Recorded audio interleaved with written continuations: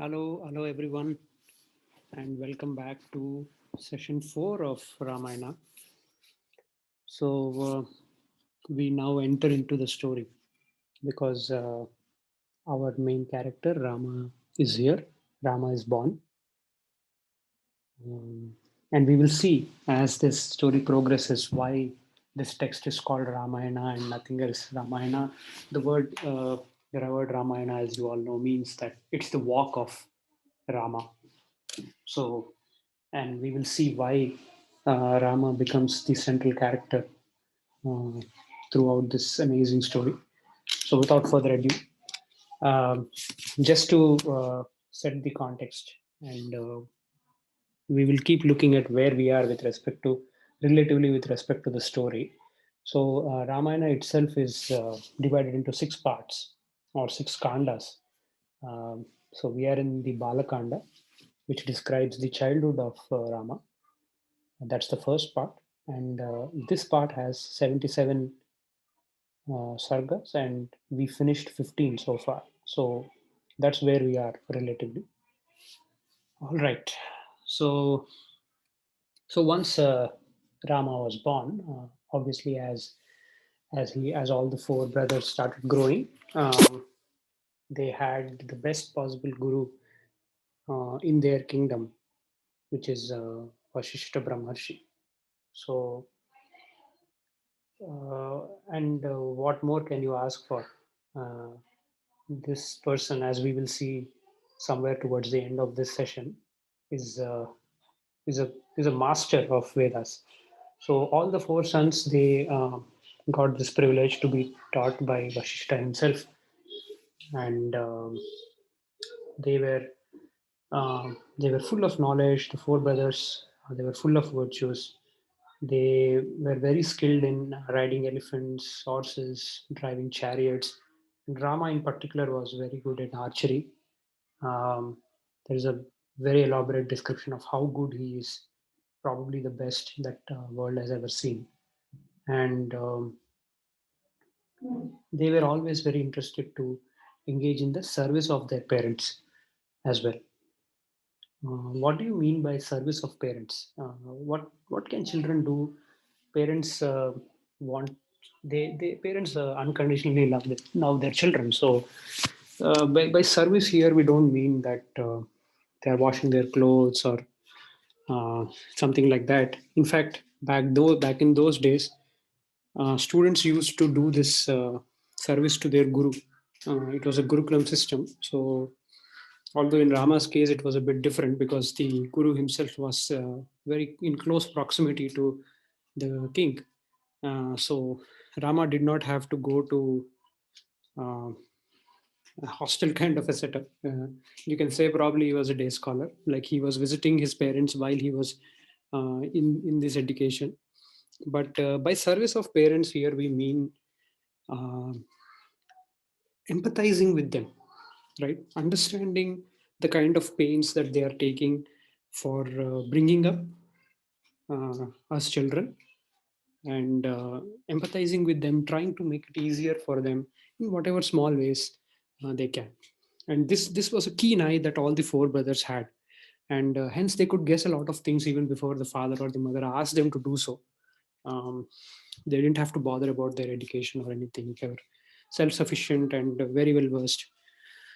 And right from the childhood, Lakshmana was very attached to Rama. Rama was like the delight of his world. Uh, like he didn't care about anything else. If his mother fed him food, which is Sumitra, he would first run up and check if Rama had his food at Kaushalya's chamber. If and then probably sit there and eat with him or watch him eat, and then go and have his food later on. This was a kind of attachment. Uh, Rama was even more attached to Lakshmana. Like he could not even sleep without Lakshmana's company, as it is said in the book, right? And even if he has given the most delicious food, like he always wanted Lakshmana to have it first and then take his share. So both were like inseparable. A lesser known fact, but equally emotional bonding was there between Bharata and Shatrughna. Just like Rama and Lakshmana, Bharata and Shatrughna were very, very close to each other. They were so attached that, like, they both meant more their own lives to each other. So this in this way, these four brothers grew up. They collected all the knowledge. They were yet very modest, and they were far sighted in their thinking. They understood that they are future kings, and they had a certain responsibility that they need to fulfill coming up, and they were always thinking in those lines: how should we rule the kingdom? Rama especially was always role playing that, okay, someday I will be the king, so this is how I am going to do some things better. I'm going to try some new methods of agriculture, try some new methods of fortifying our kingdom, try new economic methods by which war can be avoided. He had a lot of thoughts. He was very intellectual, very sharp, and great administrative skills. So this is how they were growing up, and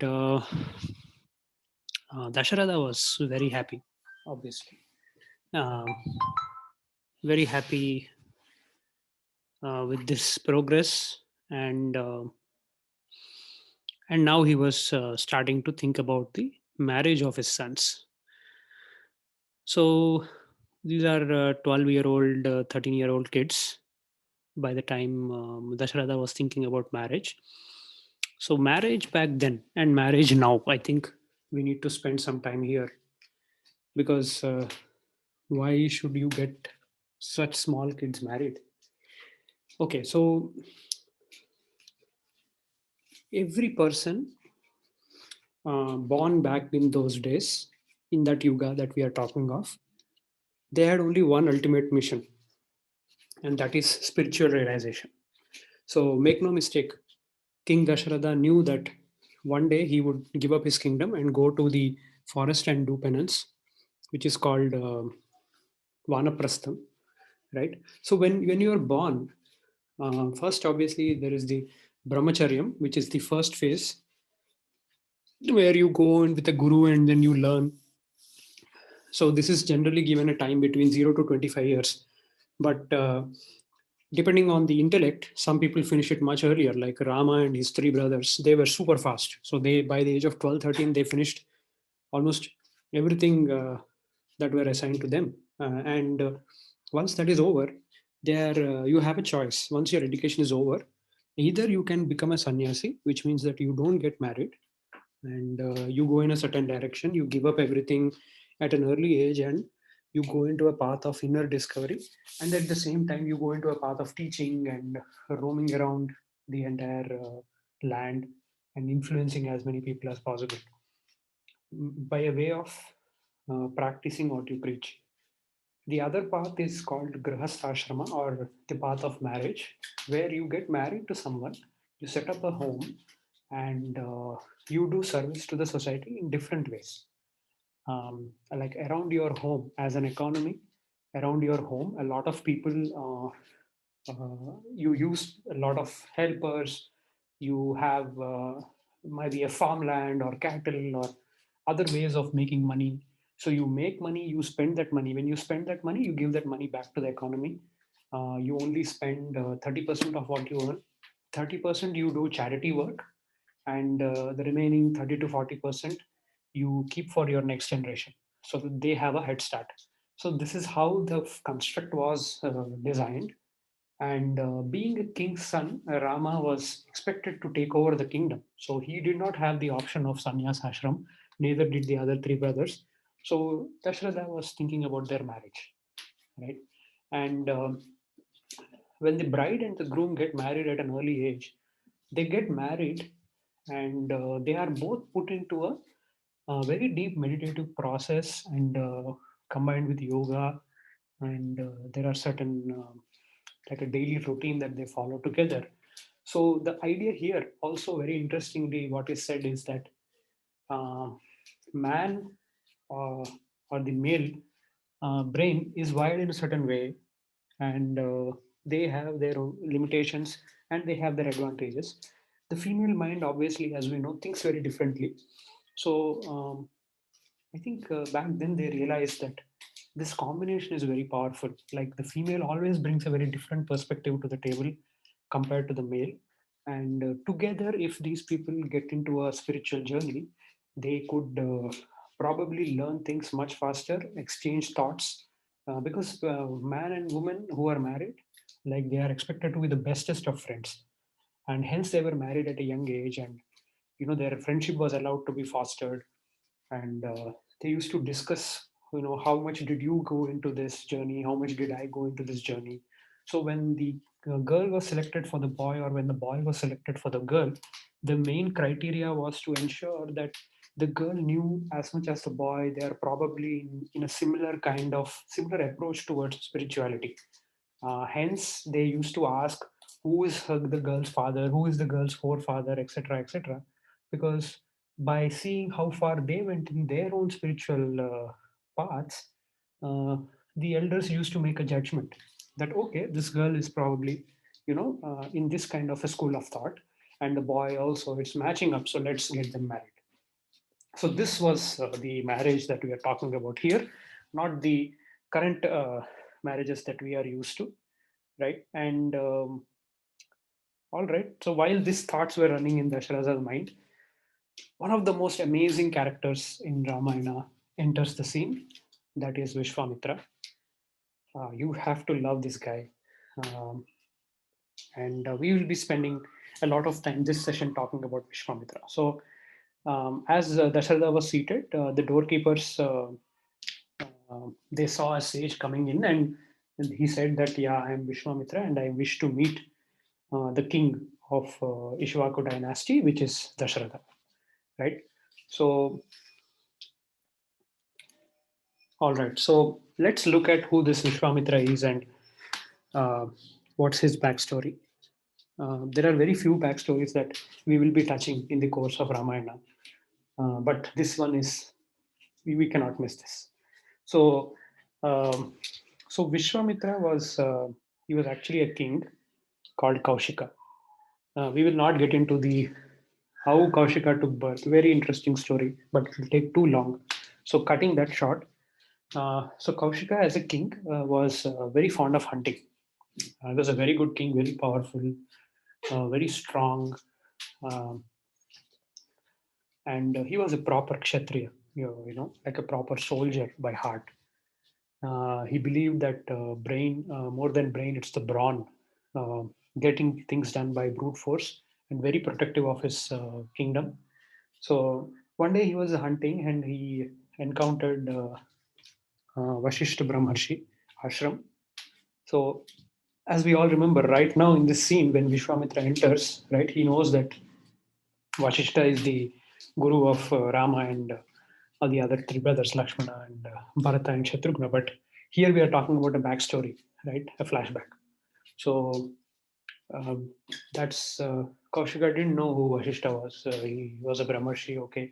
But as a king, he didn't care about these things much.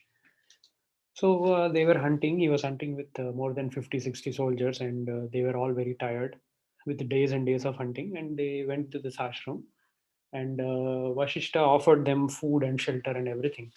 And Kaushika laughed and said, "Yeah, I mean, your ashram I can hardly see. There is nothing here. How will you feed so many people?" So Vashishta called his cow, which is called Kamadhenu. Kamadhenu is a legendary cow which is said to have the power to create anything that you can imagine. So Vashishta requested Kamadhenu to give food and very good shelter and clothes to all the soldiers and Kaushika, and boom, all of that appeared. And he was very intrigued by this cow, and he felt that as the king of that kingdom, I mean, the ashram fell in his jurisdiction probably. He felt that the cow should belong to the king and not some sage. Vashishta is very fond of Kamadhenu, but uh, Vishwamitra argued that I want it, and he started taking the cow by force because that is what he knows. Method of force is what he's aware of. Vashishta did not resist. He said, okay, I mean, let things happen the way they are supposed to happen. But Kamadhenu was not interested in going to a new master. Kamadhenu was very much bonded with Vashishta. So she pleaded that, please save me. I don't want to go to this king or anyone. I want to stay with you and enjoy your spiritual knowledge and your company. So Vashishta said, look, I mean, I am just a sage and I am a Brahmarshi. I don't fight with people. So what do you want me to do? He has an army. So Kamadhenu said, don't worry. I will counter his army. I will create an army. So the fight went on and on. And no matter how many soldiers Kaushika managed to bring in, they were no match to, because Kamadhenu can go infinite, right? And Kaushika only had finite resources. So, I mean, it was a fight which only could go one way. Unfortunately, Kaushika lost all his sons in the fight as well. Only one son was left, and he knew that he was completely and utterly defeated. He left the kingdom to his one son, took his wife, and he realized that probably the one way to beat Vashishta is not by force. For the first time in his life, he thought, I should go into the way of Vashishta. So he decided that he should go and do tapasya, and he also should become a Brahmarshi. So if you remember way back in session one, we talked about the rishis and uh, so we have various classes of rishis. You have rajarshis, you have maharshis, then you have brahmarshis who are the ultimate form, complete mastery on their senses and everything. So, and Kaushika or Vishwamitra was just a king. He was not even a rajarshi. But he set his goal saying, I will beat Vashishta in his own game. And so he started his tapasya for Lord Shiva. After many, many years, Shiva appeared before him.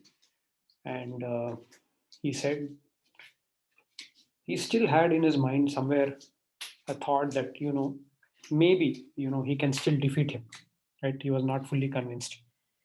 So this is what happens when you are blinded by your own, uh, what do you say, your muscle memory or your chosen way of doing things, right? So you don't tend to easily give up that path. So Vishwamitra or Kaushika only knew one way, which is fighting. So he said, what if I become the best fighter in the whole universe? So he asked Lord Shiva, please give me the mastery over every weapon that is ever possible. So Shiva said, so be it. And now he was super confident because he had all the weapons that Lord Shiva has, Lord Vishnu has, Lord the Devi has, everything, all the weapons he had now with him, right? And this is super powerful. So he went back to Vashishta ashram and challenged, started throwing weapon after weapon, weapon after weapon.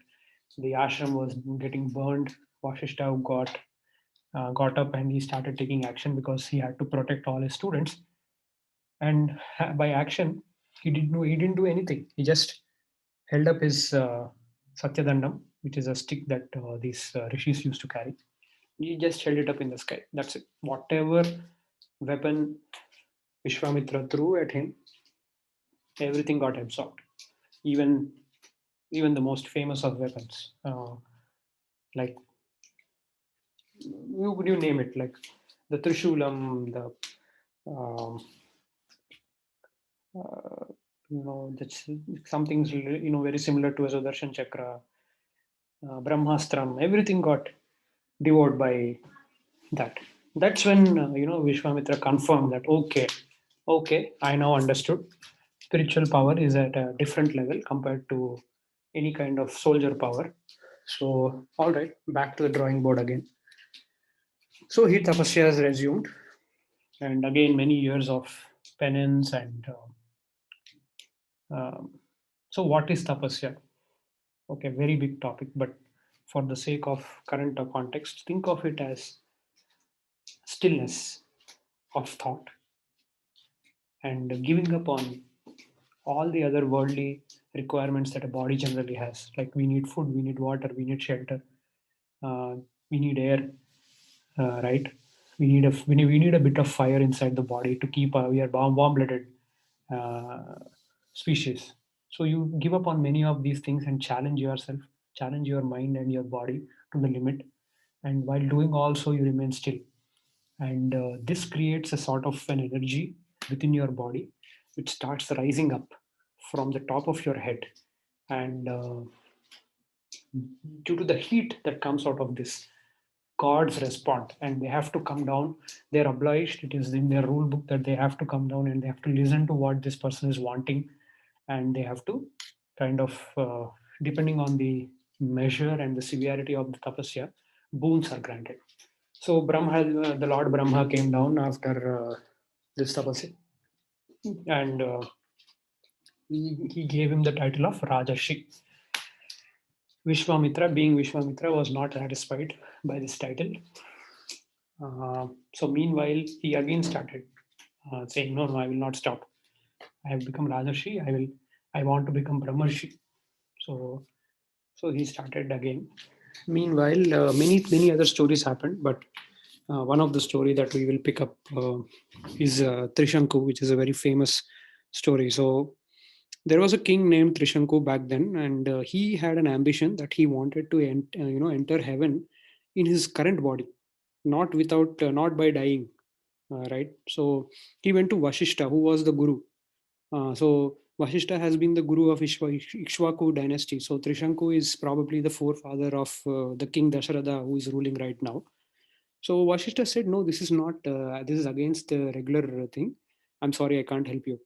And then Trishanku went to Vashishta's sons and asked them for help.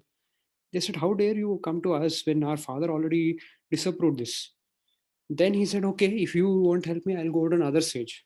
Then they got really angry and they said, you'll become an outcast. You are no longer fit to be a king." So he became an outcast. His body transformed, and he was roaming around. Then he met Vishwamitra, and he has, explained the whole story. Now Vishwamitra here had an opportunity to go one up on his rival, right? So Ashishta said, "This is not possible, so I will make it possible." That was his thinking. So all the tapasya, the power that he has accumulated until then, he said, "With this power, Trishanku, you rise to heaven. I'll see who will stop you." So he made him rise, and Indra made him fall back. Vishwamitra made him rise again. So he was stuck in between. And Vishwamitra said, "Okay, if this is how Indra you're going to play it, then I'm going to create a separate heaven for this Trishanku." So he started creating a separate heaven. So Indra came down. He pleaded him to stop. So anyway, we'll not go into the further detail and the backdrop of this whole story again. But coming back to our current thing, the quest of Vishwamitra was again broken because all his power that he had accumulated, you wasted it on Trishanku, right?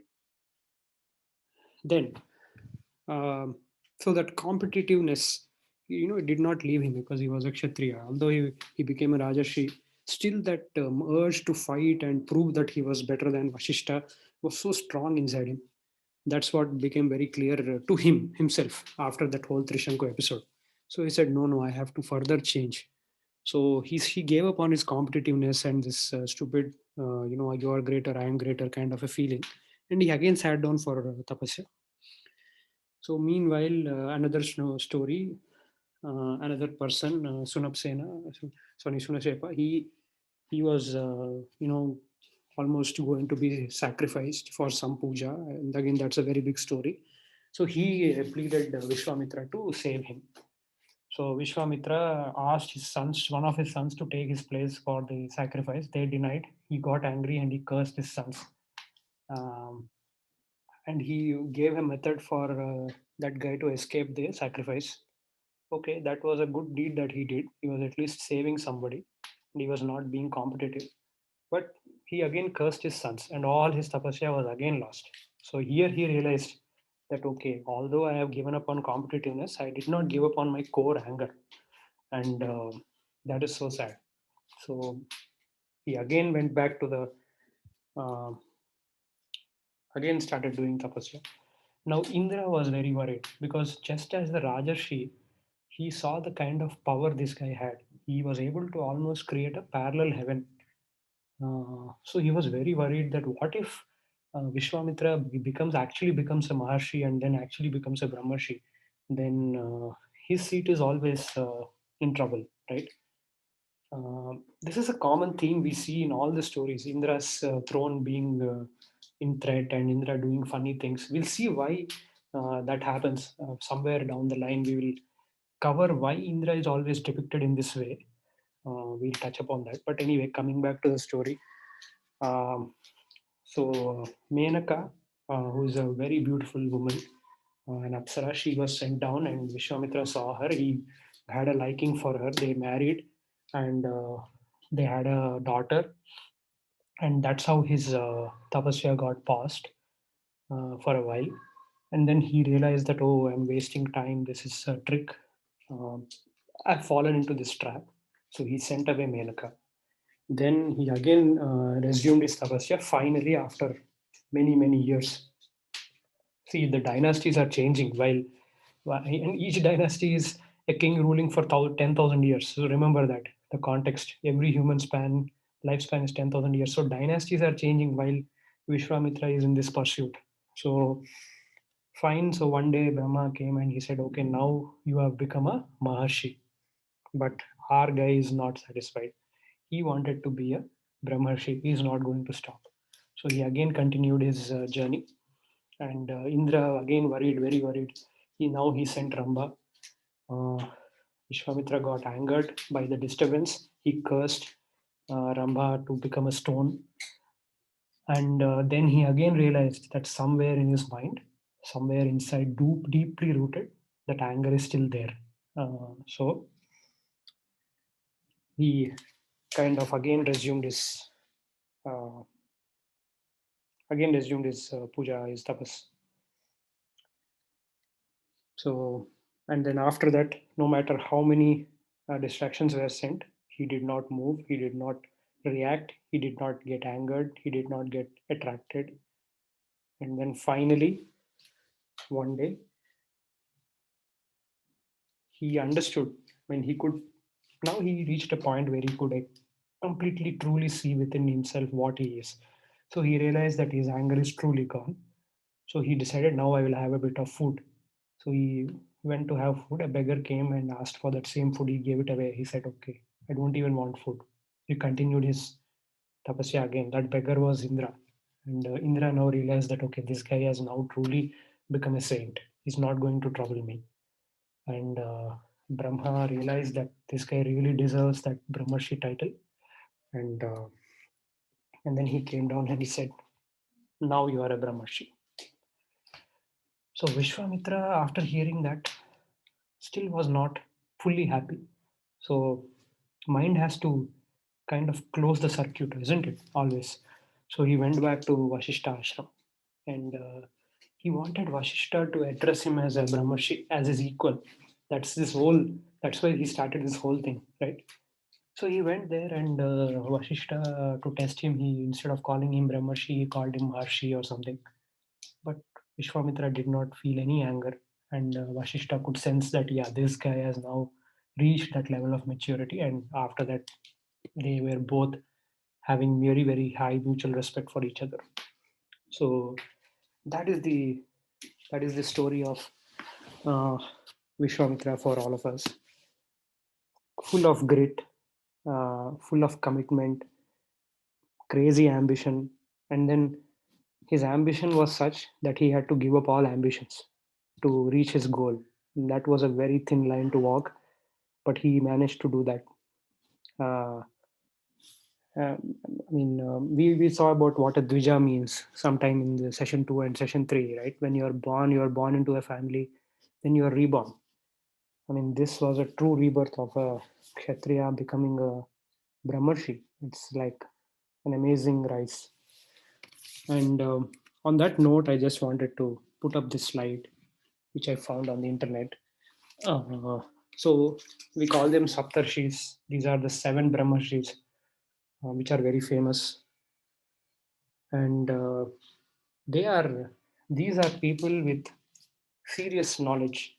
and they could unlock the mysteries of the universe just sitting at a single place.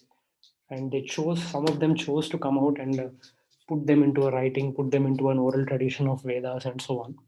So we will encounter a lot of these people in the story. So Vashishta, as we already know, is a royal priest in Ayodhya, and Yoga Vashishtam. This is an amazing book. I haven't read it, but it's probably an ocean by itself. Rama and Vashishta, their dialogues, and Vashishta talking about meditation and yoga to Rama. This whole book is centered around that. And Gautama Maharshi, we will meet this amazing character very soon. Vishwamitra, we just spoke about this great person. So these are all Saptarshi. So as the story progresses, we will touch upon some of these characters. So in that note, I want to end session 4. So in the next session, we will see what happens after Vishwamitra again meets Mahishta after so many years, and why did he come? What is the purpose? And the story, the drama that will unfold after this. So thank you.